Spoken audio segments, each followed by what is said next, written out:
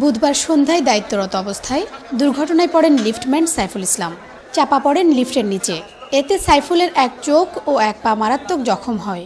দুর্ঘটনার পর থেকে হাসপাতালের আইসিইউতে চিকিৎসাধীন আছেন তিনি।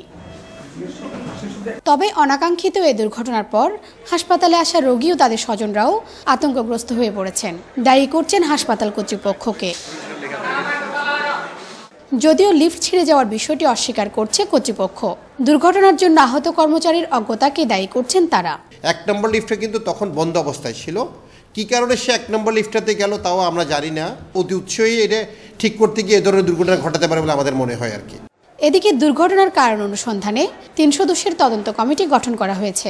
আমাদের কাউকে না জানিয়ে সে কেন তার কর্মরত লিফট ছেড়ে ওই লিফটে গেল, সে তদন্ত কমিটি করে দিয়েছে। তদন্ত কমিটি সত্য বা আসলে কি ঘটেছিল সেটা বের করতে পারবে আশা করি আমরা। তবে ভবিষ্যতে এ ধরনের দুর্ঘটনা এড়াতে হাসপাতাল কর্তৃপক্ষকে আরও দায়িত্বশীল হওয়া উচিত বলে মনে করছেন রোগী ও তাদের স্বজনরা।